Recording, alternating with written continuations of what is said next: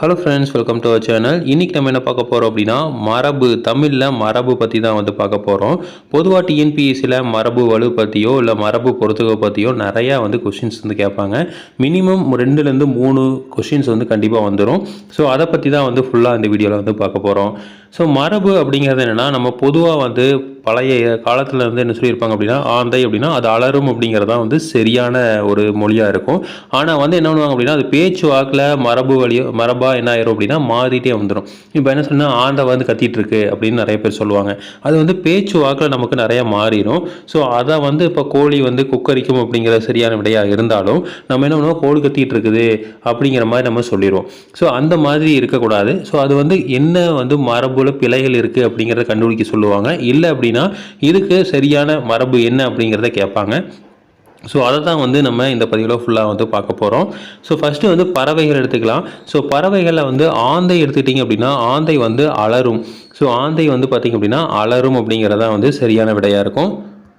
அடுத்து கோழி கொக்கரிக்கும். ஸோ கோழி பார்த்திங்க அப்படின்னா கொக்கரிக்கும் அப்படிங்கிறதா சரியான விடை. குயில் கூவும். ஸோ இது நமக்கு எல்லாருக்குமே தெரியும், குயில் கூவும் அப்படிங்கிறதா இருக்குது. அடுத்து காக்காய் கத்துது அப்படின்னு சொல்லுவோம். அது காகம் கரையும் அப்படிங்கிறதா சரியான விடை. ஸோ காகம் கரையும் அப்படிங்கிறது சரியான விடை. கிளி பேசும் சொல்லுவாங்க, அதுக்கு தவறு. கிளி கொஞ்சும். ஸோ கிளி கொஞ்சும் அப்படிங்கிறதா சரியான விடை. மயில் அகவும் அப்படிங்கிறது சரியான விடை.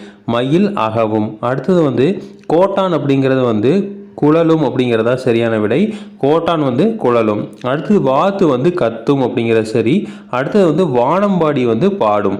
ஓகேங்களா. ஸோ வானம்பாடி தான் என்ன ஆகும் அப்படின்னா பாடும் அப்படிங்கிறது சரியான விடை. குருவி கீச்சிடும். ஸோ குருவி கீச்சு கீச்சுன்னு தான் கத்தும். ஸோ அதனால் குருவி கீச்சிடும் அப்படிங்கிறது சரியான விடை.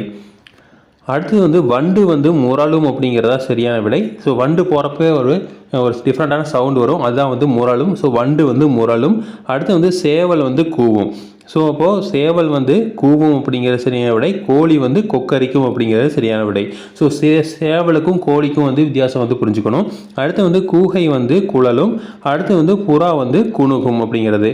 ஸோ குழலும் கோட்டானும் கூகையும் குழலும் அப்படிங்கிறது. அடுத்து புறா குணுகும் அப்படிங்கிறது சரியான விடை. அடுத்தது விலங்குகளில் பார்த்திங்க அப்படின்னா நாய் குறைக்கும். ஸோ நாய் குறைக்கும் அப்படிங்கிறது சரியான விடை. அடுத்தது நாய் குறைக்குது அப்படின்னு சொல்லுவாங்க, அப்போ அது சரியான விடை. அடுத்து நரி ஊளையிடும். நரி ஊளையிடும் அப்படிங்கிறது சரியான விடை. அடுத்து குதிரை கனைக்கும். குதிரை கனைக்கும் அப்படிங்கிறது தெரியும். அடுத்து கழுதை கத்தும். ஸோ கழுதை பார்த்திங்க அப்படின்னா கத்தும். அடுத்தது சிங்கம் முழங்கும் அப்படிங்கிறது சரியான விடை. பசு கதரும். ஸோ பசு நம்ம கத்துதுன்னு தான் சொல்லுவோம். ஸோ பசு கதரும் அப்படிங்கிறதா சரியான விடை. அடுத்து எருது எக்காலமிடும் அப்படிங்கிறதான்.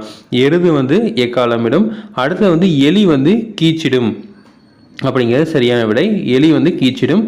தவளை கத்தும். ஸோ தவளை பார்த்திங்க அப்படின்னா கத்தும். ஸோ கழுதையும் கத்தும், தவளையும் கத்தும் அப்படிங்கிறதா சரியான விடை. அடுத்து குரங்கு பார்த்திங்க அப்படின்னா அலம்பும் அப்படிங்கிறது சரியான விடை. அடுத்தது பாம்பு சீரிடும். ஸோ குரங்கு அலம்பும், பாம்பு சீரிடும். யானை பிளிரும். யானை பிளிரும் அப்படிங்கிறது எல்லாத்துக்குமே தெரியும். ஸோ யானை பிளிரும். பள்ளி சொல்லும். ஸோ பள்ளி கத்துறதை நம்ம பண்ணுவோம், பள்ளி சயனம் சொல்லுது அப்படின்னு சொல்லுவாங்க. அப்போ அதை ஞாபகம் வச்சுக்கலாம். ஸோ பள்ளி பார்த்திங்க அப்படின்னா சொல்லும் அப்படிங்கிறது சரியான விடை. அடுத்தது பறவை மற்றும் விலங்குகளோட இளமை பருவம் அப்படிங்கிறதும் மரபு வழியில் வரும். ஸோ புலி அப்படிங்கிறது என்னென்னா புலிக்குட்டி அப்படின்னு நம்ம சொல்லுவோம். ஸோ எப்போவுமே புலிக்குட்டின்னு தான் சொல்லுவோம். ஆனால் அப்படி தப்பு. புலி பறல் அப்படிங்கிறது சரியான விடை. ஸோ இது டிஎன்பிஎஸ்சியில் கண்டிப்பாக கேட்பாங்க. அதாவது பறவைகள் மற்றும் விலங்குகளோட அந்த இளமை பருவத்தில் என்ன இருக்குது அப்படிங்கிறது. புலி பறல். அடுத்தது பூனை குட்டி. பூனை குட்டி. அடுத்து நாளினி குட்டி. அடுத்து குதிரையும் குட்டின்னு தான் சொல்லுவோம். கழுதை குட்டி, ஆட்டுக்குட்டி. ஓகேங்களா. ஸோ இதில் முக்கியமாக பார்க்குறது என்னென்னா புலி தான் புலி குட்டின்னு தான் சொல்லுவோம். ஆனால் என்னது புலி பறல் அப்படிங்கிறதா சரியான விடை. அடுத்து சிங்கக்குட்டி கிடையாது, சிங்கக்குருளை. ஓகேங்களா, சிங்க குருளை. அடுத்தது எலி குஞ்சுன்னு சொல்லுவோம். அடுத்தது கோழி குஞ்சுன்னு சொல்லுவோம். ஸோ இது நம்ம பேச்சுவாக்கிலேயே கரெக்டாக தான் சொல்கிறோம், கோழி குஞ்சுன்னு தான் சொல்கிறோம். இதே புலியும் சிங்கம் பார்த்திங்க அப்படின்னா நம்ம பேச்சுவாக்கில் குட்டின்னு சொல்லிடுறோம். ஆனால் சிங்க குருளை, புலி பறல் அப்படிங்கிறதா சரியான விடை. ஸோ இந்த ரெண்டு ரொம்ப முக்கியமான கேள்வி. ஏன்னா நம்ம பொதுவாக டிக் பண்ணிட்டு வர்றப்போ குட்டி அப்படிங்கிறத டிக் பண்ணிடுவோம். அடுத்து கீரி பிள்ளை அப்படிங்கிறது கரெக்டு, அது நமக்கு தெரியும். அடுத்து மான் கன்று, யானையும் கன்று. ஸோ இந்த ரெண்டும் பார்த்தீங்க அப்படின்னா கன்றுன்னு வரும். மானும் கன்று, மான் குட்டி அப்படின்னு சொல்லுவாங்க. இந்த பாட்டிலேயே வந்து மான் குட்டியே தான் வரும். ஸோ அந்த மாதிரி வந்து தவறு. ஸோ அது வந்து என்னது மரபு பிழை தான். ஸோ இப்போ மரபு பிழையில் மான் குட்டி அப்படிங்கிறது தவறு, மான் கன்று அப்படிங்கிறதா சரி, அதே மாதிரி யானை கன்று அப்படிங்கிறது சரியான விடை. அடுத்து வந்து தாவரங்களோட உறுப்பு பெயரில் வந்து நிறையா மரபு வலுக்கள் இருக்கும். ஸோ அதை வந்து நம்ம பார்க்கலாம். ஃபஸ்ட்டு வந்து சோளத்தட்டு அப்படிங்கிறது சரியான விடை. அடுத்து வந்து தாழை மடல், அடுத்தது வாழை இலை, அடுத்து வந்து வேப்பந்தலை. ஓகேங்களா, வேப்ப இலையில் வேப்பத்தலை. ஓகேங்களா, அடுத்தது மூங்கில் இலை அப்படின்னு சொல்கிறோம். அடுத்து வந்து முருங்கை கீரை அப்படின்னு சொல்லலாம். அடுத்து வந்து தென்னையை வந்து கீற்று அப்படின்னு சொல்லுவோம். அடுத்து வந்து பனையை வந்து ஓலை அப்படின்னு சொல்லுவோம். அடுத்து வந்து மா வந்து இலைன்னு சொல்லுவோம். நெல் வந்து தாள் சொல்லுவோம். ஸோ இதுவும் வந்து நிறைய இடத்துல கேட்பாங்க. ஸோ எது வந்து சரியான விடை? இப்போ பனை இலை அப்படின்னு போட்டிருப்பாங்க, பனை ஓலை அப்படின்னு போட்டிருப்பாங்க. அடுத்து வந்து அந்த மாதிரி வந்து என்ன பண்ணுவாங்க, டிஃப்ரெண்ட்டாக வந்து பனங்கீற்று அப்படின்னு மாதிரி போடுவாங்க. ஸோ அப்புறம் பனை மடல் அப்படின்னு போடுவாங்க. அப்போ இந்த நாளில் எது சரியான விடை அப்படின்னு கேள்வி வைப்பாங்க. ஸோ அப்போ இந்த தாவர உறுப்புகளும் பார்த்தீங்க அப்படின்னா நிறைய இடத்துல வந்து கொஷின்ஸ் வந்துருக்கு. ஸோ டிஎன்பிஎஸ்சியில் இதில் வந்து நீங்கள் 1 மார்க் வாங்குறதுக்கு வாய்ப்புகள் வந்து நிறையாவே இருக்குது. ஸோ முருங்கைக்கீரை, தென்னை கீற்று, பனை யோலை, அடுத்தது வந்து மாவிலை, அடுத்து வந்து நெல் வந்து தாள்னு சொல்லுவோம், சோளத்தை வந்து தட்டுன்னு சொல்லுவோம், அடுத்து வந்து தாளை வந்து மடல்னு சொல்லுவோம், அடுத்து வந்து வாழையை வந்து இலைன்னு சொல்லுவோம், வேப்ப மரத்தோட இலையை வந்து தலைன்னு சொல்லுவோம், மூங்கிலை வந்து இலைன்னு சொல்லுவோம். அடுத்து பார்த்திங்க அப்படின்னா செடி கொடி மரங்களோட தொகுப்பு, அதுக்கப்புறம் பொருள்களோட தொகுப்பு பெயர். ஸோ இந்த ரெண்டையும் வந்து நம்ம பார்க்கலாம். இதில் வந்து ஃபஸ்ட்டு செடி கொடி வந்து பூ இருக்கிறத வந்து பூந்தோட்டம் அப்படின்னு சொல்லுவோம். தேயிலையும் வந்து தேயிலை தோட்டம்னு சொல்லுவோம். இதே வந்து தென்னை மரத்தில் இருக்கிறத வந்து தென்னந்தோப்பு அப்படின்னு சொல்லுவோம். ஓகேங்களா, அதுக்கப்புறம் மா இருக்கிறத வந்து மாந்தோப்புன்னு சொல்லுவோம். அடுத்து சோளத்து இருக்கிறத வந்து சோளக்காடு அப்படின்லாம் சொல்லக்கூடாது, சோளக்கொல்லை அப்படின்னு சொல்லணும். அடுத்து வந்து பனங்காடு அப்படின்னு சொல்லலாம். அடுத்து வந்து வாழை வந்து தோட்டம் அப்படின்னு சொல்கிறோம், சவுக்கு வந்து தோப்பு, வேளங்காடு அப்படின்னு சொல்கிறோம். அப்போ காடு பார்த்திங்க அப்படின்னா பனங்காடு வேளங்காடுன்னு இருக்குது. தோப்பு பார்த்திங்க அப்படின்னா தென்னை மரத்தை வந்து தோப்புன்னு சொல்கிறோம், மாமரத்தை வந்து மாந்தோப்புன்னு சொல்கிறோம். அடுத்து வந்து சவுக்கு இருக்கிறது வந்து சவுக்கு தோப்புன்னு சொல்கிறோம்.